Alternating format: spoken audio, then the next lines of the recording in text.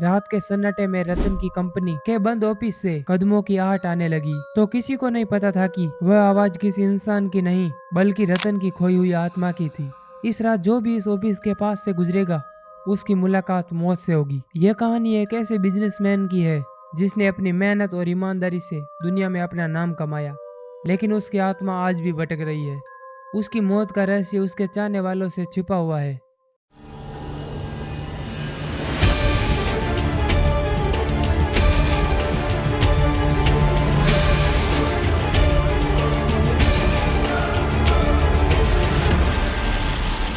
Horror हनु town. कहानी शुरू होती है रात के समय, जब एक युवा पत्रकार को रतन नाम के उस महान शख्स की आत्मा से मिलने का मौका मिला। रवि, एक युवा पत्रकार, को रतन के जीवन पर एक लेख लिखने को कहा गया। वह रात के समय उस पुराने ऑफिस में पहुंचा जहां कभी रतन टाटा अपने बिजनेस के फैसले लिया करते थे। जैसे ही रवि अंदर दाखिल हुआ उसे एक अजीब सा माहौल महसूस हुआ। कमरे की दीवारों पर हल्की सी रोशनी चमक रही थी, लेकिन ऑफिस में कोई मौजूद नहीं था। अचानक उसे एक भारी दस्तावेज के पन्ने पलटने की आवाज सुनाई दी। वह उस आवाज की ओर बढ़ा, लेकिन जैसे ही उसने दस्तावेज उठाया एक ठंडी हवा का झोंका उसके शरीर से होकर गुजरा। तभी रतन टाटा की परछाई उसके सामने खड़ी हुई। वह परछाई धीरे धीरे बोलने लगी, मैं वो नहीं हूँ जो दुनिया ने देखा।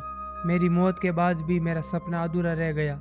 उसने देखा कि ऑफिस की दीवारों पर लिखावट बदलने लगी थी और वह शब्द थे, मैं वापस आऊंगा। रवि को समझ में नहीं आया कि वह वहां से भागे या इस रहस्य का पर्दाफाश करे। तभी रतन की आत्मा ने उससे कहा, जो भी मेरे सपने को पूरा करेगा वह मुझसे मुक्ति पाएगा। रवि इस भूतिया ऑफिस से बाहर निकलने का रास्ता खोजने लगा, लेकिन जितनी बार वह दरवाजे की ओर बढ़ता उतनी ही बार ऑफिस की दीवारें और दरवाजे अपने आप बंद हो जाते। रात गहरी होती जा रही थी और रवि का दिल तेजी से धड़कने लगा। उसे महसूस हुआ कि जब तक वह रतन के अधूरे काम का पता नहीं लगाएगा वह इस ऑफिस से कभी बाहर नहीं निकल पाएगा। आखिरकार वह एक फाइल में उस गुप्त प्रोजेक्ट का जिक्र पा लेता है जिसे रतन पूरा नहीं कर सके।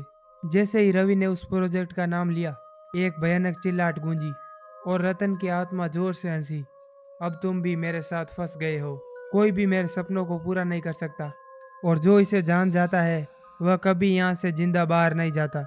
रवि ने आखिरकार उस प्रोजेक्ट की फाइल देखी, लेकिन तब तक बहुत देर हो चुकी थी। ऑफिस की दीवारों में छिपा रतन का भयानक चेहरा उसे खा जाने के लिए तैयार था। अब रवि की आत्मा भी उस ऑफिस में कैद हो चुकी थी और अगला कौन होगा, तुम या फिर और कोई। दोस्तों, अगर आप ऐसी और भयानक कहानियां देखना पसंद करते हैं तो वीडियो को लाइक और हमारे चैनल को सब्सक्राइब करना ना भूलें। और हाँ, मैं वादा करता हूँ अगली कहानी इससे भी खौफनाक होगी, इसलिए प्लीज़ हमारे चैनल को सब्सक्राइब करना ना भूलें।